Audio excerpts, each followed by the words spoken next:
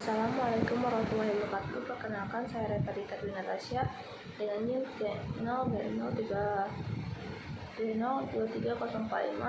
dari perpelongan kelas F. Di video kali saya rekonsiliasi fiskal. Pertama-tama itu rekonsiliasi fiskal adalah suatu cara untuk mencocokkan perbedaan yang terdapat dalam laporan keuangan komersial yang disusun berdasarkan sistem keuangan akuntansi dengan laporan keuangan disusun berdasarkan sistem fiskal. Laporan keuangan komersial berfungsi untuk menilai keadaan finansial sektor swasta dan kinerja ekonomi pada umumnya. Sementara itu, laporan keuangan fiskal berfungsi menghitung pajak. Tujuannya yaitu 1. Sebagai alat untuk memenuhi rancangan laporan keuangan, 2. Untuk mengurangi kesalahan perhitungan pajak. Selanjutnya itu perbedaan rekonsiliasi fiskal dan komersial. Beda tetap itu jenis rekonsiliasi fiskal yang terjadi karena adanya transaksi yang telah diakui oleh wajib pajak sebagai penghasilan atau biaya sesuai standar akuntansi keuangan. Rekonsiliasi ini merupakan perbedaan antara laba kena pajak dengan laba akuntansi sebelum kena pajak yang muncul karena transaksi akan terhapus otomatis di periode lain menurut UU Perpajakan. Beda waktu yaitu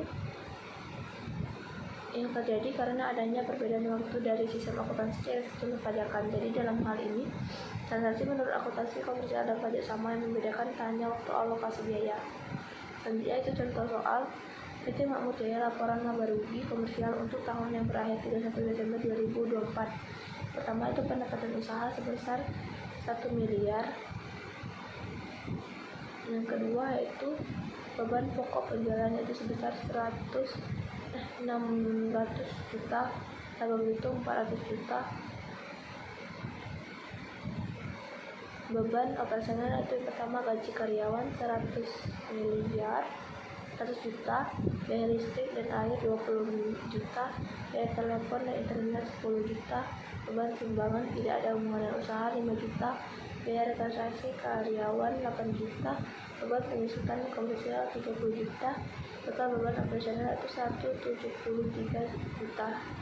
Laba bersih sebelum pajak yaitu 227 juta. Informasi tambahan untuk rekonsiliasi fiskal yaitu yang pertama, disebutkan fiskal berdasarkan peraturan perpajakan, beban penghasilan yang diakui adalah 25 juta, beban sumbangan yaitu 5 juta, tidak dipenuhi kriteria. 3. Biaya rekreasi karyawan yaitu sebesar 8 juta.